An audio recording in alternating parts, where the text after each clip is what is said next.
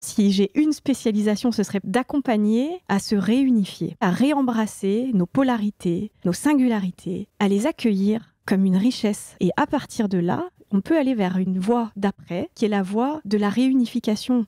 La petite voix, la petite voix, la petite voix, la petite voix. Bonjour, je suis Herveline et j'ai le plaisir de vous présenter La Petite Voix, le podcast qui donne la parole à celles et ceux qui nous font du bien. Ils sont psy, sophrologues, magnétiseurs ou autres et se consacrent à notre bien-être et à notre développement personnel. Que vous soyez sceptique ou convaincu, vous serez sûrement curieux de leurs histoires. Quel chemin ont-ils parcouru pour choisir ce métier dédié aux autres ? En quoi consiste leur pratique et que leur apporte-t-elle ? Voilà les questions que je vais leur poser lors de ces conversations intimes, sans blabla. Des conversations qui vont nous éclairer, nous inspirer. Si vous aimez ce podcast, dites-le moi avec des étoiles, des bonnes notes et des commentaires sur votre plateforme de podcast favorite. Ça aide vraiment à le faire découvrir à d'autres personnes. Retrouvez-moi aussi sur Facebook, Instagram et YouTube en cherchant simplement La Petite Voix le podcast. Alors, prêt à écouter La Petite Voix pour entendre la vôtre ? La Petite Voix le podcast, c'est parti !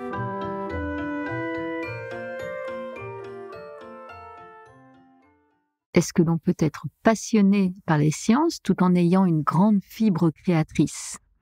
Est-ce que l'on peut avoir côtoyé de près la maladie et la mort tout en étant pleinement dans la vie ? Est-ce que l'on peut lier des pratiques psy traditionnelles avec des approches complémentaires ? Oui, et même un grand oui si l'on en croit ma nouvelle invitée, Marion Bajot.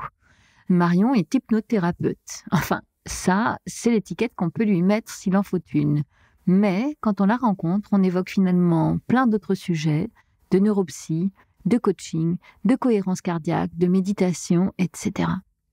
Est-ce que son neuroatypisme et son TDAH y sont pour quelque chose dans sa grande soif d'apprendre et de se former ? Certainement.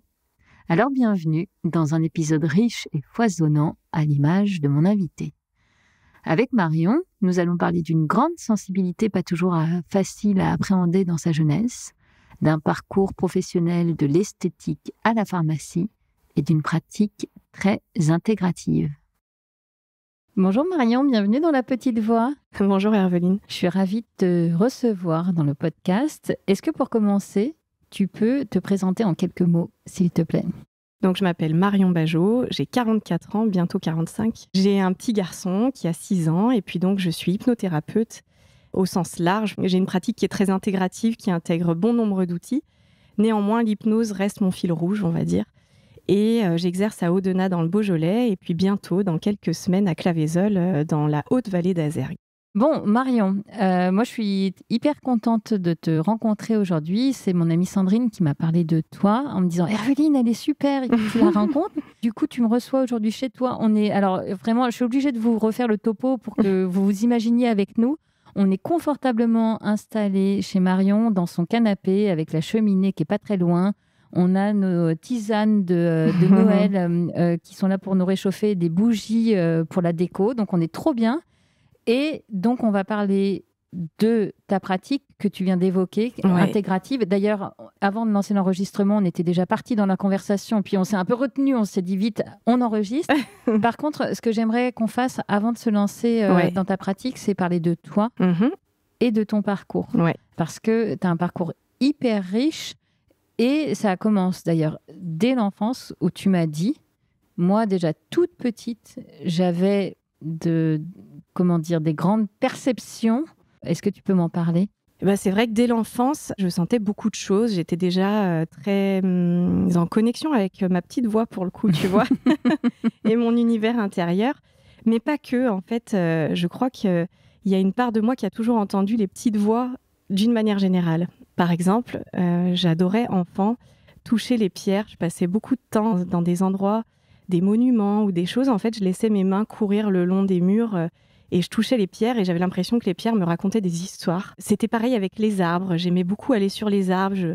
J'avais l'impression qu'ils me racontaient des trucs, qu'ils me ressourçaient, qu'on pouvait se parler sans se parler, tu vois, au-delà des mots, un truc un peu... Ouais, au-delà des mots, un échange comme ça. mais qui avait du sens quoi, pour moi, qui me racontait vraiment quelque chose sans que je puisse mettre des mots dessus. Donc, tu es très connectée à la nature, etc. Mais quand même, tu m'as parlé de décalage. Donc, ce décalage-là, c'est avec les humains, avec finalement. Les humains, ouais, tout va bien avec la nature, voilà, avec les humains, c'est plus compliqué. Et les animaux, avec les humains, c'est beaucoup plus compliqué. Je le perçois pas forcément comme tel. Je pense toute petite, j'y réfléchissais récemment. Je pense que vraiment toute petite, pour moi, on s'en fiche, quoi. C'est pas grave. Enfin, je me posais même pas la question, en fait. C'était comme ça. Et c'est en grandissant que je me suis dit, en fait, j'ai du mal quand même à comprendre les interactions, à vraiment me sentir OK avec les autres, à y trouver de l'intérêt ou à savoir où était vraiment ma place au milieu d'autres enfants. C'est pas de la timidité, en fait, là dont tu es en train de parler, c'est encore autre chose. Non, c'est pas de la timidité. Non, c'est pas de la timidité. Je pense qu'il y avait peut-être une part de timidité, mais pas tant que ça, de ce qu'on me raconte, parce que moi, je me rappelle pas de tout, mais quand j'en parle avec mes parents, je pense que j'avais déjà enfant un caractère un peu affirmé, que pour le coup, ça m'est arrivé d'être en conflit, de faire valoir justement que ça me convenait pas ou quoi avec d'autres enfants. Ouais. Donc, c'était pas un retrait par timidité ou par peur d'aller dans l'interaction ou autre, mais plutôt une sensation perpétuelle d'être décalée, que mes sujets d'intérêt n'étaient pas les sujets d'intérêt. Par exemple, alors ça va paraître complètement bizarre, mais j'avais une fascination pour les chauves-souris. Donc j'avais trouvé une chauve-souris séchée, j'ai passé des heures à l'observer, à la regarder sous toutes ses coutures. Et il y a une dimension aussi dont tu m'as parlé dans cet univers-là où tu étais vraiment dans une forme de besoin de comprendre la vie. Exactement, dans le sens le plus large et presque le plus pur. Tu me disais assez obsédée par cette idée de l'infini. Ouais, toute petite, j'en faisais des cauchemars. Ah ouais. Oui, je me souviens avoir demandé, j'étais en primaire et en fait, je comprenais pas la notion d'infini. Et en fait, personne me donnait de réponse qui me satisfaisait, en fait. Et je voyais bien que mes questions aussi, des fois, elles étaient ennuyeuses pour les adultes parce qu'ils savaient pas trop quoi me répondre. Et du coup, moi, ça m'obsédait, cette notion. Je me disais, mais c'est pas possible pour moi qu'il n'y ait pas de contenant, tu vois. Je me disais, la notion d'infini, d'expansion, tout ça, je n'arrivais pas intellectuellement. En fait, ça provoquait vraiment une espèce de bug cognitif dans ma tête, quoi, une limite cognitive. Et voilà, j'arrivais pas à comprendre ça. Et ça ressortait, du coup, j'en faisais des cauchemars. Et ce qui est drôle, c'est que cette quête-là de compréhension presque scientifique, finalement, ça t'a accompagné dans ton choix d'études. Complètement, ouais. Tu vas t'orienter vers la biochimie. C'est quand même hyper pointu. Je te dis très vite, il y avait vraiment tout ce questionnement autour de finalement de quoi on est fait. Avant de m'intéresser vraiment aux interactions et de chercher à comprendre les interactions humaines, j'ai d'abord cherché à comprendre de quoi on était fait. La vie, en fait. La vie, quoi. De quoi est fait la matière, qu'est-ce qui nous entoure, quand je touche ça, c'est quoi? Et puis le vivant, moi, ça me fascinait. Je me disais, mais la vie, c'est quoi, en fait? C'est un truc de fou. Je trouve, depuis toute petite, je me disais, mais c'est un pardon pour le mot, mais c'est un putain de miracle, quoi. et du coup, je me disais, mais comment ça se fait que ça existe, la vie? C'est quoi les mécanismes? C'est quoi vraiment l'essence de la vie, tu vois? Et j'ai eu très tôt cette quête-là, en fait. Donc, j'ai cherché à comprendre d'abord par moi-même. Par exemple, tous les ans, j'allais chercher des têtards, des œufs, puis je les observais. Je les mettais dans un pot dans ma chambre, là, et puis je les observais grandir jusqu'à la grenouille. Après, je les relâchais. Et voilà, ça a été une quête très tôt. Et effectivement, en troisième, quand il a fallu choisir mon orientation, je suis donc partie en bac. J'ai décidé d'aller en bac technologique, biochimie, parce que je voulais de l'opérationnel, je voulais du concret, je voulais des réponses, en fait. Je cherchais des réponses. Et en même temps, j'avais toujours aimé être actrice avec mes mains, tu vois, faire des choses. Et donc, ça m'allait bien, cette voie-là, cette voie technologique. Donc, je suis partie en biochimie. Donc, tu te lances en biochimie. Et je crois que malheureusement, il va y avoir un deuil hyper brutal qui va un peu mettre un stop à tout ça. Ouais, pas tout de suite, mais en effet, du coup, je me suis lancée dans cette voie parce que j'avais un cousin, je l'admirais. Et c'est lui qui m'a transmis aussi cette envie d'aller dans cette voie-là parce que je n'aurais jamais connu cette voie, ce bac, si il ne m'avait pas expliqué parce que lui-même avait suivi cette voie. Et donc, ce cousin, qui s'appelle Laurent, m'a transmis cette envie-là. Puis donc, il m'avait dit, moi, je suis fort en biochimie, je t'aiderai, tu verras, ça va être génial. Puis malheureusement, le janvier qui a suivi ma seconde, mon cousin s'est noyé, en fait. C'est donc une mort brutale qui est arrivée comme ça. On n'avait même pas pu se dire au revoir parce que, en fait, j'étais moi malade à la fin des cours, donc je suis partie. Et puis du coup, en appelant pour remercier pour Noël, en fait, il s'avère que donc Laurent était en réanimation à l'hôpital. Et il est décédé quelques jours plus tard. Donc ça a été un immense drame dans ma vie et une première tu avais très quel âge? grande T'avais fracture. 17 ans, 16 ans? J'avais 16 ans, je pense. Et puis dans un moment où justement le rapport à l'autre commençait à être très... On est dans une phase de vulnérabilité quand même, je pense à l'adolescence. Il y a un immense remaniement. Il y a des choses qui se jouent au niveau identitaire. Enfin, il y a plein d'enjeux. Et c'est arrivé au milieu de tout ça. Et ça a été très, très difficile. Avec le recul, je sais maintenant que j'ai fait un deuil pathologique qui a duré des années. En fait, ce qui s'est passé, c'est que donc, je suis quand même allée jusqu'au bout de mon bac. Et ensuite, j'ai commencé un BTS, donc, qui à l'époque était un BTS qui me fascinait en biotechnologie. Ok. Et ce qui s'est passé, c'est qu'arrivée en BTS, il y a eu ce moment où je me suis retrouvée en difficulté. C'est-à-dire que pour la première fois, c'était pas tout à fait facile. Et je me suis retrouvée en difficulté. Et en fait, je savais pas quoi faire de ça. Je voyais que j'arrivais pas à apprendre et qu'en fait, j'avais pas de méthodologie, parce que jusque-là, je pense que c'était facile pour moi. Oui. Et là, je me suis retrouvée notamment en maths. Je me retrouvais en grande difficulté. Et ça, pour moi, c'était très compliqué de ne pas comprendre. Du coup, ça a généré énormément d'angoisse. Et puis tout à coup, je me suis dit, mais en fait, est-ce que vraiment c'est ma voie ? Est-ce que je fais ça parce que moi, profondément, j'en ai envie ? Ou parce que je suis en train de poursuivre la voie de mon cousin, quoi, qui est décédé ? Et à ce moment-là, je me suis dit, stop, j'ai besoin de tout arrêter et de prendre un temps pour savoir quelle est ma voie à moi. Oui. Et justement de réentendre ma petite voix à l'intérieur, tu vois, de m'y reconnecter, de démêler un peu tout ce que j'entendais. Voilà, donc j'ai stoppé ce BTS. Donc je suis partie dans une toute autre branche qui est j'ai enchaîné en fait en cours d'année dans un BTS cosmétique. J'ai toujours eu aussi une facette très créative. Il y avait eu une hésitation à partir aussi en bac art appliqué. Donc ça a été un BTS. Bon voilà, j'ai fait le minimum syndical. D'accord. Pendant 1 an et demi, le reste jusqu'à la fin de ce BTS, quoi. Et donc après ces études-là, il y a aussi ce moment où on te diagnostique comme dépressive, si je dis pas de bêtises. En fait, à la fin de ces études, la plus jeune sœur de ma maman, en fait, a été diagnostiquée d'un cancer et donc décédée l'hiver de ma dernière année de BTS. Et donc moi, je me souviens de cet accompagnement de toute cette famille qui se remobilise. C'est la même branche que la famille de mon cousin. Ah oui. C'était seulement finalement quelques années après, quoi. Et c'était encore frais, donc il y a un jour où vraiment je sens que petit à petit je perds pied, quoi. Et puis derrière, il y a mon grand-père qui décède, donc il y a le décès de ma tante, et puis 1 mois et quelques et demi, quelque chose comme ça derrière, mon grand-père qui décède. En même temps, avec ma cousine, j'ai un accident de voiture. Enfin, il y a eu une succession de choses, et là, à un moment, je sais plus exactement comment ça s'est passé, mais c'est emmené chez le médecin. Je sentais vraiment que je pétais les plombs, quoi, que je perdais pied. Okay. Et du coup, je me retrouve chez le médecin avec un diagnostic de dépression et donc des antidépresseurs pour finir mon année. Du haut de tes 20 et quelques années, quoi. Même pas, là, j'avais 18 ans, je crois. Donc, je prends ce traitement qui, sur le coup, me fait du bien. Mais en effet, à l'époque, je pense qu'en fait, j'aurais eu surtout besoin d'être accompagnée, d'aller voir quelqu'un, de faire une thérapie. Ce qui n'a pas lieu à ce moment-là. Donc, je continue toute seule, un peu mon chemin. Donc, je prends quelques mois, je passe mon BTS et tout de suite derrière, je me mets à travailler et j'arrête le traitement, en fait, progressivement. Et de commencer à travailler, ça m'a fait beaucoup de bien. En fait, ça m'a permis de me mettre dans le concret. Je veux juste revenir sur ce moment où, quand on te met cette étiquette-là de dépressive, c'est comment pour toi à ce moment-là ? Franchement, je m'en souviens pas. T'étais à ce point dans les nimbes du pas bien que en fait, ça te parle. Je me rappelle juste que je sentais que je perdais pied, je devenais complètement parano, c'est-à-dire que là, pour le coup, la relation aux autres qui était déjà difficile devient une source de stress immense. Que cette fois-ci, je me souviens d'avoir vraiment des idées paranoïaques. J'avais l'impression d'être à 2 doigts de la folie. Vraiment, j'avais l'impression que je devenais folle, en fait. Enfin, c'était ma peur à ce moment-là, tu vois. Je me disais, ça y est, je bascule dans quelque chose où je perds complètement le contrôle, où je perds pied. Et je me rappelle juste de ça, tu vois, de cette sensation de perdre pied, en fait. Alors maintenant, je mettrais plein de mots dessus, pro, tu vois. Mais à l'époque, ce qui est proéminent, c'est ça, cette sensation de devenir fou, en fait, que petit à petit, je glisse et qu'il y a un moment, je sens que si je fais rien, je vais aller dans la folie. Enfin, je pense que vraiment, je commençais à me déconnecter du réel et que tout devenait compliqué.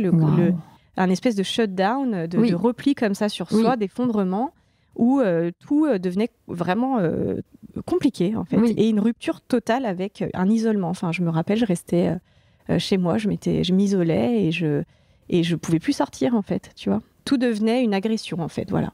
Donc, tu as pu finaliser tes études. Ouais, et j'ai pu avoir ce BTS. J'ai commencé à travailler tout de suite derrière, en fait. J'ai cherché du travail. Et ça m'a fait beaucoup de bien, en fait, de trouver un travail, même si c'est pas exactement ce que je voulais au début. C'était chouette, c'était très concret. Qu'est-ce que tu faisais? J'ai travaillé en parfumerie, en fait. Ok. J'ai aimé aussi parce que déjà, il y avait une super équipe, c'était très chouette. J'ai rencontré des belles personnes. Et puis, j'avais à l'époque rencontré aussi une responsable qui m'a un peu laissé faire des choses, et notamment sur la partie, moi j'ai toujours aimé le côté artistique dans la cosméto, et notamment le maquillage. Ok. En fait, c'est là que j'ai commencé à accompagner des personnes et des femmes qui venaient me voir, et puis donc, ensemble, on choisissait les couleurs qui leur allaient bien, je leur apprenais à se maquiller. Il y avait déjà cette notion, tu vois, de soin, en fait, qui était là. Oui, et d'accompagnement. Et d'accompagnement par la créativité d'une certaine manière, tu vois, par des idées, sortir peut-être un peu de ce qu'on faisait impérativement en termes de mode, etc. Et s'autoriser des choses qui juste étaient funky ou qui mettaient du peps ou qui, voilà. Donc, j'ai aimé faire ça. J'ai aimé ce métier de conseil. Pardon, je brûle un peu les étapes, mais tu vas justement retourner dans l'industrie pharma. C'est ça. Donc, c'est ça. Donc, en fait, je fais 7 ans dans la parfumerie. Puis, très vite, je suis recrutée par un labo, un fabricant. Et donc, je rentre dans le technico-commercial. Donc, je deviens responsable d'un secteur géographique. Sur ce secteur, maintenant, je m'occupe des professionnels. Et donc, je forme les équipes de parfumerie à nos produits. D'accord. Et je les accompagne. Néanmoins, au bout de quelques années, j'arrive quand même au bout du process. Et je me dis, c'est pas assez, ça reste trop superficiel. Je veux aller plus loin. Je veux revenir à mes premières amours. Le soin, plus dans le dur, dans le médical. Et donc, je rentre dans l'industrie pharmaceutique. Ok.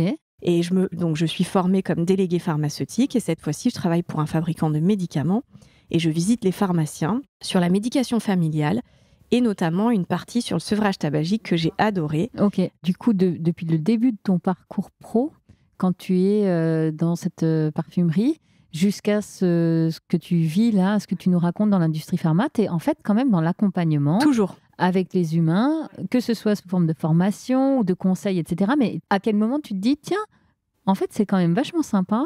Est-ce que j'irai pas un petit peu plus loin dans cette forme d'accompagnement pour être moi-même thérapeute? En fait, quand je suis rentrée dans l'industrie pharma, je suis rentrée dans un très gros groupe. Et on était formés tout le temps.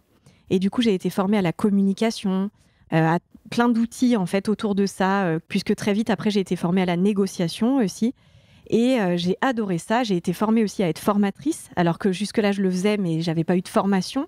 Donc moi, je me suis saisie de toutes ces pépites, tu vois, je les ai vues comme des pépites. Je me suis régalée.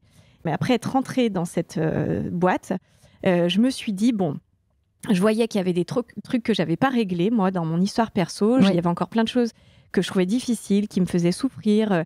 J'avais aussi une très grande intensité émotionnelle qui me désarçonnait complètement. Et que des fois, j'avais du mal à gérer.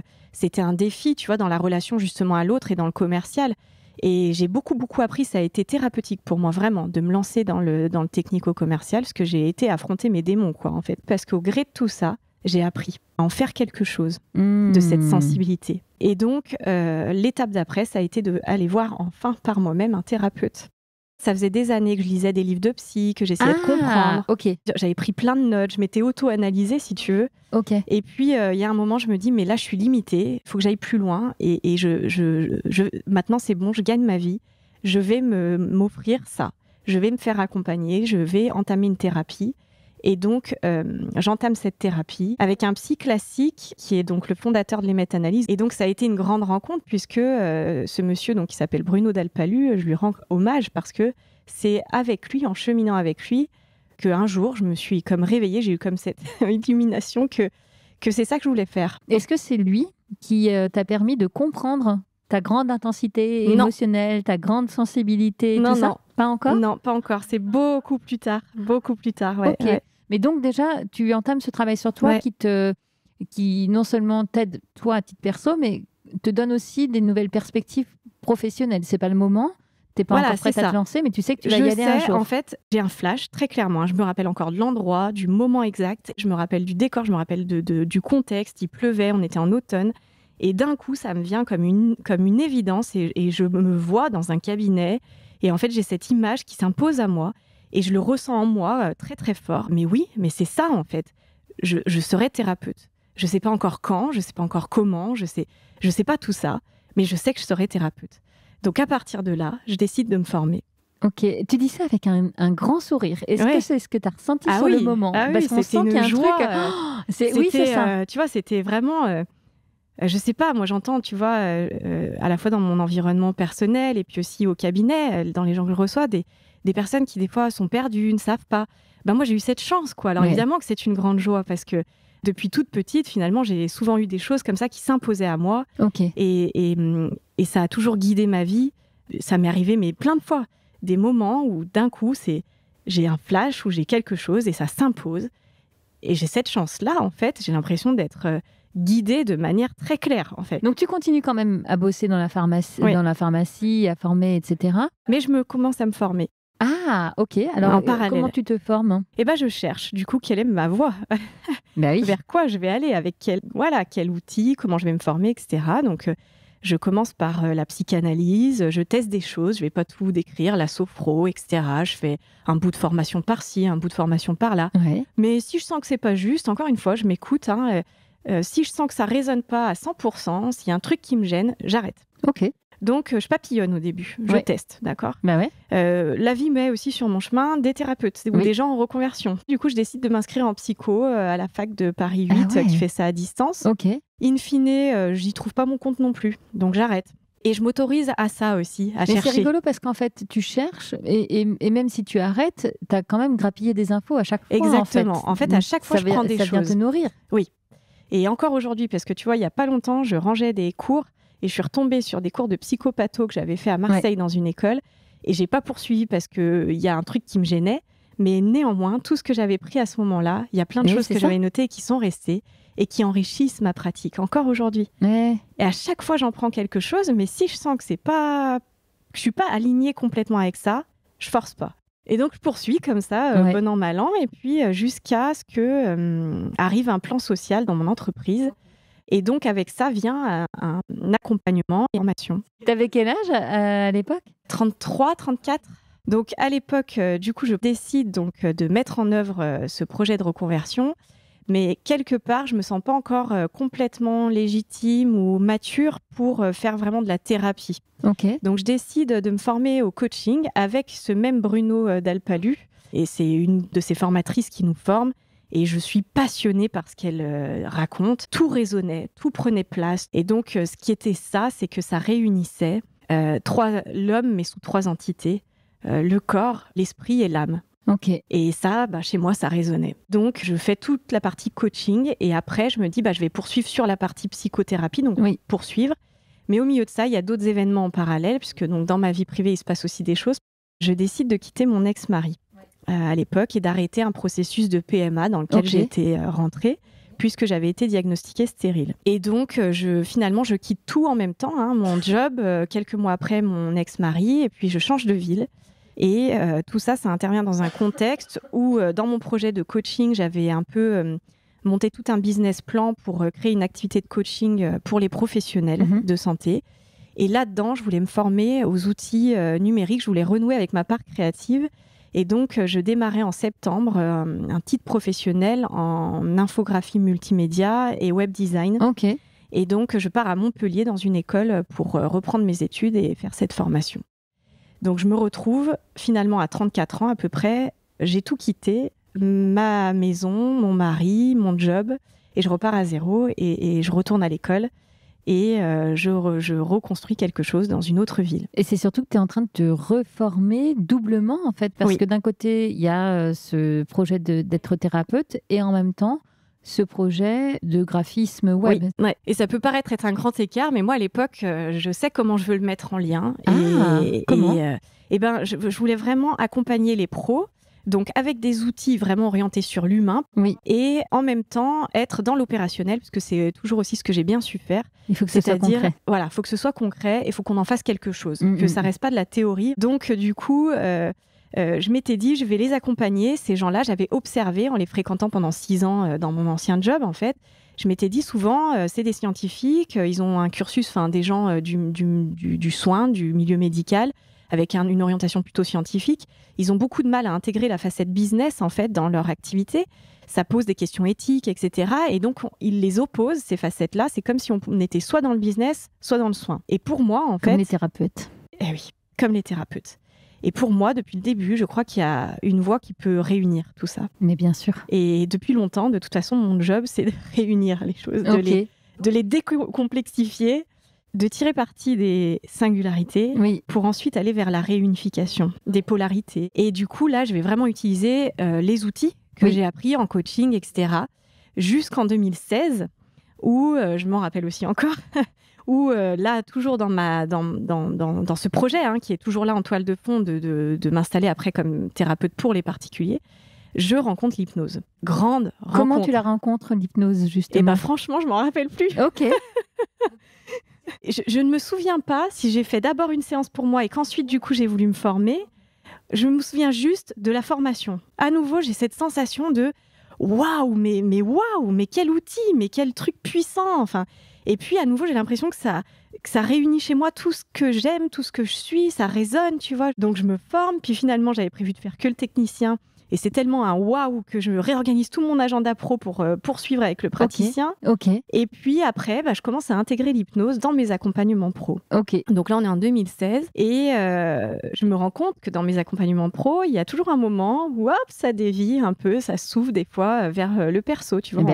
On finit par aborder des thématiques plus intimes et que ça se fait tout ça très naturellement. Donc moi, je plonge là-dedans et puis j'accompagne aussi d'autres professionnels de santé. Et ça me nourrit, mais je poursuis quand même à côté toujours mes formations, ce projet qui mature doucement, tranquillement. Au milieu de ça, 1 an après ma rencontre avec l'hypnose, donc je tombe enceinte naturellement. Un bébé miracle. C'était pas du tout un projet de couple, c'est un bébé surprise. Et cette grossesse, donc, elle est complexe parce que dans la relation avec le papa, on découvre à l'écho des 5e mois que ce petit garçon a une grave malformation cardiaque. Et donc, on nous propose l'interruption médicale de grossesse. On nous dit qu'on peut aussi tenter, mais qu'on ne sait pas bien ce que ça peut faire parce qu'on sait que c'est grave, complexe, rare et que les taux de survie sont mitigés. On va le dire comme ça. On finit en concertation avec son papa, on décide de garder ce bébé. Et puis, on se lance dans cette aventure. Et je me dis, en fait, quel que soit son chemin, je vais faire avec. Et même si ça me fait très peur, je vais faire avec et je vais me faire confiance aussi dans ma propre capacité à accompagner ce mouvement-là, quel qu'il soit. Donc grossesse un peu quand même complexe. Et puis après, ça a été très difficile les mois qui ont suivi, puisqu'on est resté longtemps à l'hôpital. Il y a eu du post-op très, très compliqué. Il y a eu vraiment, je vais passer les détails, parce qu'il a très vite déjà fait, on n'a pas pu l'opérer tout de suite, alors qu'on devait l'opérer dans les 4 jours qui suivaient la naissance, parce qu'il a déjà fait une complication qui engageait son pronostic vital en dehors de la manifestation cardiaque. Donc, il a fallu attendre de sortir de ça, de stabiliser ça pour pouvoir le transférer à Bordeaux, pour être opéré à Bordeaux au niveau cardiaque. Donc, une fois là-bas, il a fait... La première intervention n'a pas suffi, donc il a fallu faire une seconde chirurgie 7 jours après, à cœur ouvert cette fois-ci. Et à la suite de cette chirurgie, il a fait un arrêt cardiaque dans les 24 heures qui ont suivi. On sait que ça fait partie des risques. Donc, ils l'ont réanimé pendant plus de 20 minutes. Et à ce moment-là, on nous annonce en gros que, qu'il y a peu de chances qu'il survive à ça. Donc, on nous dit de faire venir la famille, que si on a des velléités de baptême et tout ça. Et finalement, cet enfant, de toute façon, est une pulsion de vie ambulante, puisqu'en fait, il survit. Après ça, il a fait encore une septicémie. Enfin, il a fait toutes les complications de réa, je pense, ou en petit. Donc, on a passé plusieurs mois à l'hôpital. Et puis, quand on est revenu, ça a été une hospite à domicile pendant 1 an et demi, je crois. Donc, si tu veux, tout ça, c'est un sacré parcours. Et puis, moi, au gré de ce parcours, qui a été franchement pas facile tous les jours, vraiment. J'imagine. Mais je me dis que finalement, mon fils m'a offert ce cadeau de finir ma maturation. Et qu'avec lui, je continue à cheminer. C'est pas terminé. Je veux dire, parce qu'on est d'accord, il va bien aujourd'hui, ton fils. Il va bien. Après, aujourd'hui, c'est pas correctible, sa malformation. Donc, on vit avec cette impermanence, cette incertitude, pardon. Et aujourd'hui, il pourrait pas aller mieux. Vu tout ce qu'il a eu, vu son parcours, je pense qu'il pourrait pas aller mieux. Et du coup, c'est chouette, quoi. Il a maintenant 6 ans. Enfin, il a défié toutes les statistiques. Avec lui, j'ai dû apprendre à vraiment faire face à ma peur de la mort. Pas de la mienne, mais celle d'un proche, quoi, et a fortiori d'un enfant.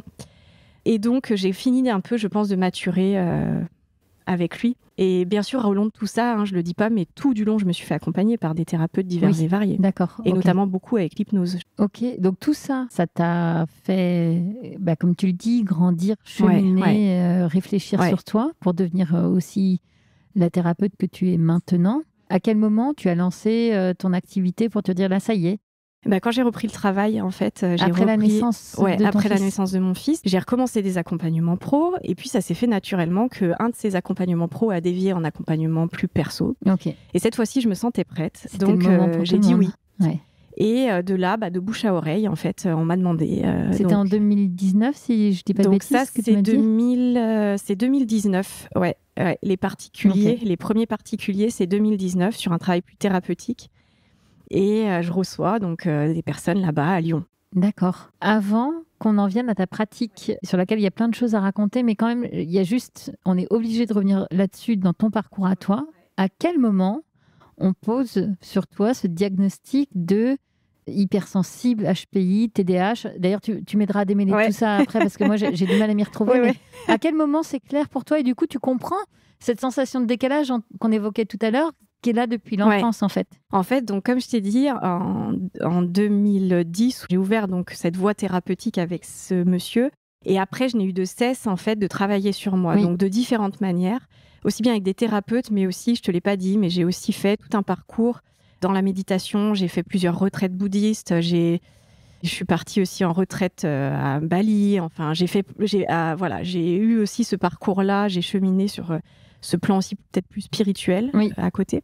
Au milieu de tout ce parcours, il y a une psy qui m'a dit je pense que vous avez été une enfant surdouée et que en fait vous êtes au potentiel. Alors sur le coup, je me dis T'avais quel âge quand elle te dit ça? 35 ans. Ok. Sur le coup, je me dis oui, enfin bon, je me sens douée de rien, alors surdouée certainement pas.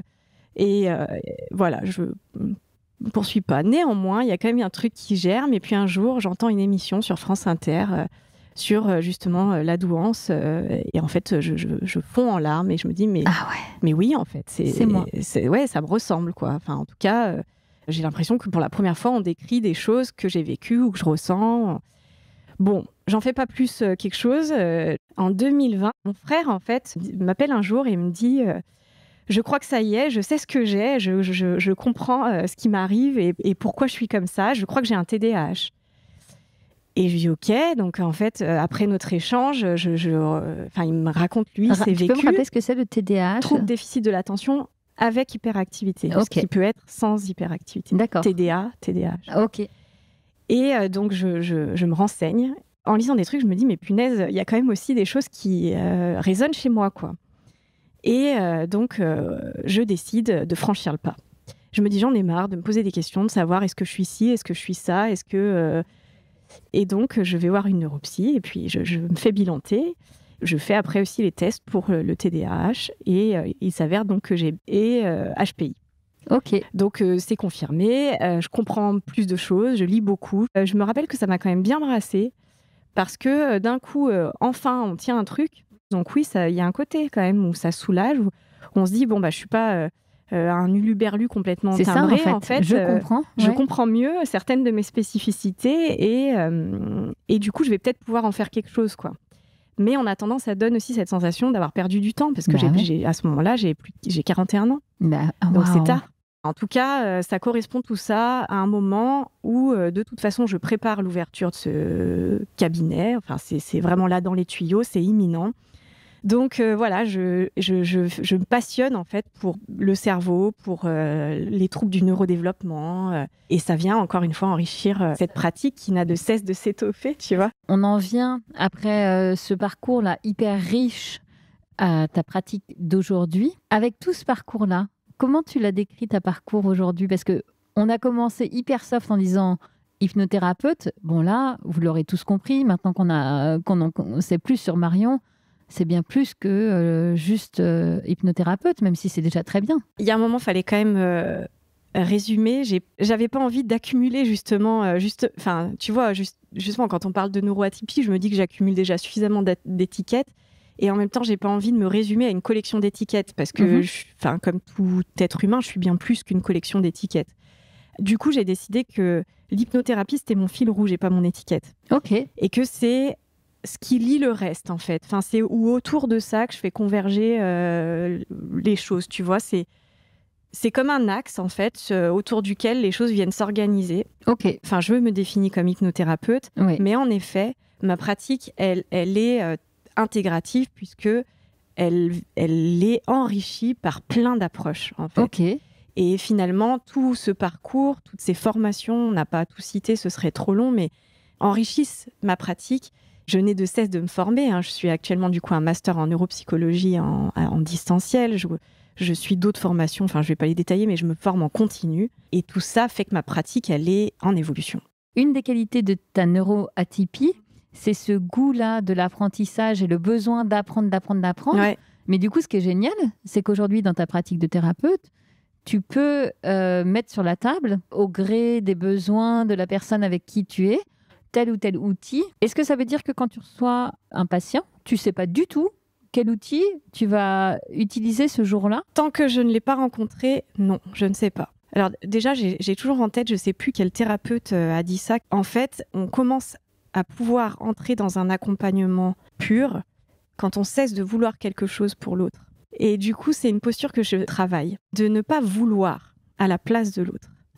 Et d'accueillir ce avec quoi la personne vient. Ça veut dire que toi, en tant que thérapeute, tu ne sais, c'est pas toi qui sais ce qui est bon pour la personne que tu accompagnes. Par contre, tu as à cœur de l'aider à trouver ce qui est OK pour elle. C'est ça. Oh, OK. Alors, il y a des grandes lignes, évidemment. Il y a des choses, par exemple, la cohérence cardiaque, on en a parlé un peu. Elle est bonne pour tout le monde, d'accord ? Mais après, ce qu'on va faire, comment on va le faire exactement, on va le construire ensemble. C'est-à-dire que dès le premier entretien, on se donne quand même une direction. D'ailleurs, je dis toujours, c'est très important d'avoir un objectif pour se donner un cap, pour savoir vers où on veut naviguer. Mais après, on va faire comme la vie, c'est-à-dire qu'on va faire avec ce qui vient, et chaque personne est différente, chaque personne a des besoins différents, et en plus, il y a une histoire de temporalité, c'est-à-dire qu'à un moment T, une personne Y peut avoir besoin de tel outil, et puis dans 6 mois, c'est plus valable, et elle a besoin d'un autre. Donc, mon propos, c'est de dire que c'est pas moi qui veux pour l'autre. C'est mon job, c'est de faire émerger chez la personne quel est son besoin à un instant T. Et de cheminer avec ça. Et de s'autoriser aussi à vivre les choses, en fait, de manière progressive dans une société où, justement, on est dans la l'hyperproductivité. On cherche tout le temps l'efficience, l'efficacité. Moi, la première, en tout cas dans certains aspects de ma vie. Bien sûr. Mais il y a un moment, il y a un domaine pour moi qui est le domaine de l'intériorité où on oublie qu'on fait partie de la nature intégrante, que comme la nature, on est cyclique, qu'on a nos saisons et qu'on a besoin de temps.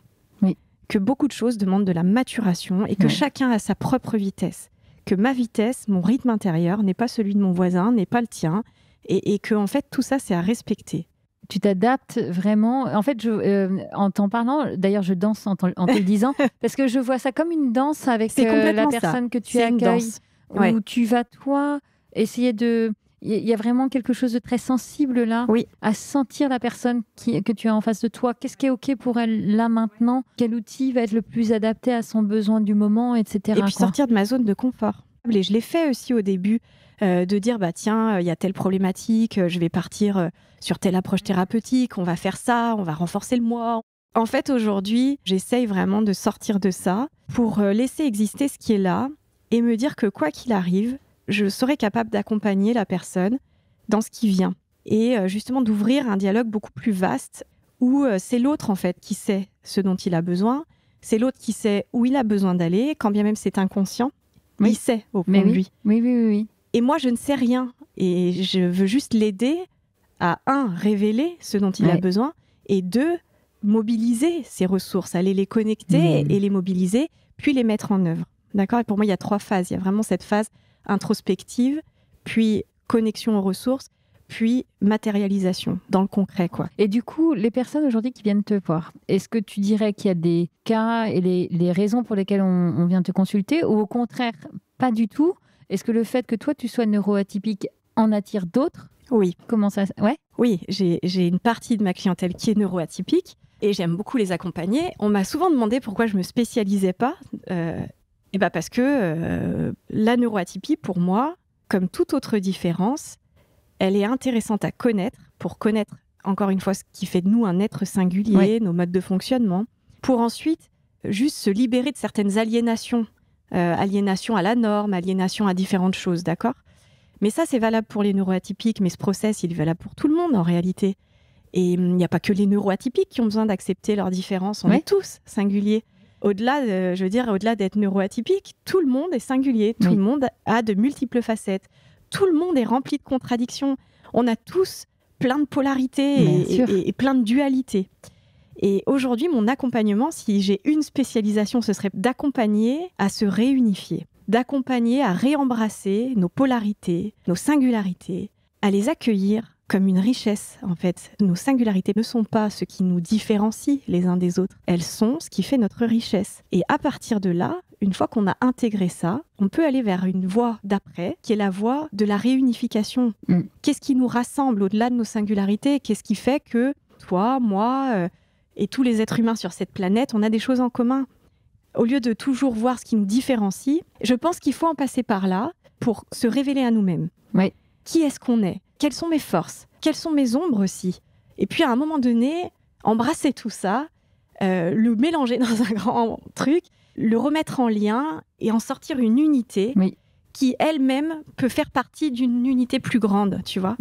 De vraiment cette notion d'appartenance, d'interdépendance, et que finalement, nous sommes tous liés, ne serait-ce que par la vie qui nous anime. Je crois qu'en effet, chercher à se conformer trop, dans un premier temps, c'est gommer nos aspérités et c'est gommer notre richesse, en fait. C'est ça. Parce que c'est vraiment c'est ce que je fais beaucoup avec les enfants qui ont une neuroatypie avec qui je travaille, j'aime beaucoup travailler avec les enfants, c'est leur apprendre à accueillir leur neuroatypie comme un super pouvoir, en fait. Oui, c'est pas facile tous les jours, parce que, pour le coup, on est en décalage avec la norme du plus grand nombre.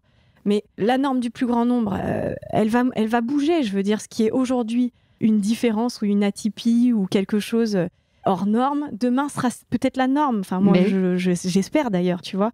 La sensibilité, l'hypersensibilité. Aujourd'hui, ça reste en marge, quand bien même c'est à peu près, on estime à 20% de la population. Demain, pour moi, notre société, elle a tout intérêt à intégrer pleinement ça. Et tu vois, pour rebondir sur cette dimension de réunification, il y a dans ton approche quelque chose que je trouve passionnant, c'est que on a bien compris, tu vas aller piocher dans plein d'approches et donc tu arrives dans ta pratique à mêler l'approche psy traditionnelle et en même temps des approches plus alternatives, et je dis ça avec beaucoup de guillemets, en tout cas complémentaires, type hypnose ou autre. Et tout ça fonctionne hyper bien parce qu'en fait, l'enjeu, c'est pas l'outil. C'est la finalité pour la personne que tu accompagnes. En fait, c'est même pas pour moi la finalité. L'enjeu, c'est l'expérience. L'enjeu, c'est qu'est-ce qu'on vit là maintenant. Comment, justement, à un moment donné, on peut arriver à se détacher, c'est-à-dire on se fixe un objectif, non pas pour l'atteindre à tout prix, mais simplement pour avoir une intention, pour être au clair aussi avec nos attentes. Mais ensuite, ce qui est intéressant, c'est d'accueillir l'expérience. Qu'est-ce qui vient ? Qu'est-ce qui est là ? Comment ça nous fait bouger ? Et c'est ça, en fait, qui est, à mon sens, à la fois thérapeutique et à la fois un chemin d'évolution, tu vois. Merci. Tu pointes un truc hyper intéressant. C'est vrai, quand on va voir un thérapeute, c'est pourquoi ? C'est pour une expérience. C'est ça qui va nous faire grandir. C'est pas la finalité. C'est l'expérience, ce qu'on va traverser pour y arriver. C'est ça, exactement. En fait, c'est Pema Chodron, je ne sais pas si tu connais, qui est une grande dame du bouddhisme et qui a participé à vraiment rendre le bouddhisme accessible et qui dit le chemin, c'est pas là où je vais être, c'est maintenant en fait. C'est ça. Le passé, il est déjà plus là, on n'a plus de pouvoir dessus, et le futur, il n'est pas encore là. Donc, de quoi je peux me saisir ? Je ne peux me saisir que de l'instant en fait. Merci beaucoup Marion. Avec plaisir. C'est hyper intéressant. J'ai quelques questions rituelles pour terminer notre échange. Mais alors, à la première question, tu y as déjà presque répondu, ou même complètement d'ailleurs. Est-ce que tu écoutes souvent ta petite voix ? Tout le temps. Tout le temps, quotidiennement. Quand je sens que je m'en éloigne un peu, je m'y remets. Donc, j'utilise plein de choses pour me connecter à ma petite voix. Je médite quotidiennement, pas longtemps. Moi, chez moi, ce qui marche, c'est le court, mais la régularité. Donc, je fais de la cohérence cardiaque tous les jours. Je médite tous les jours aussi. Est-ce qu'il y a un livre que tu as envie de nous conseiller, qui t'a beaucoup aidé, toi, dans ton cheminement ? J'y ai réfléchi un peu. En fait, comme je lis beaucoup, il y en a plein. Là, quand même, celui qui me vient, c'est le livre de Christophe André avec lequel j'ai commencé à méditer il y a quinzaine d'années, je crois, qui s'appelle Méditer jour après jour, et que je trouve toujours aussi vrai aujourd'hui, qui est génial en fait. Est-ce qu'il y a un rituel que tu fais quotidiennement pour ton bien-être, justement ? La cohérence cardiaque, ça c'est clair, c'est quotidien, c'est tout le temps. Okay. Ça a plein de vertus, de rééquilibrer les systèmes nerveux. On a un système nerveux qui est très imprégnable et qui a besoin d'être vraiment rééquilibré régulièrement. Donc la cohérence cardiaque, et puis pour moi, tous les jours aussi, je fais un rituel de nettoyage, voire plusieurs fois dans la journée quand je reçois des personnes. Donc pour vraiment ne pas prendre la charge émotionnelle, énergétique des personnes, et finalement ce qui déverse dans le cabinet, le remettre à la terre, qu'elle puisse en faire quelque chose, quoi. Pour terminer, Marion, est-ce que tu es heureuse ? Oui. Être heureux, comme dit Thomas d'Azenbourg, c'est pas nécessairement confortable. Comme tout le monde, il y a des jours, je me lève et je suis de mauvaise humeur.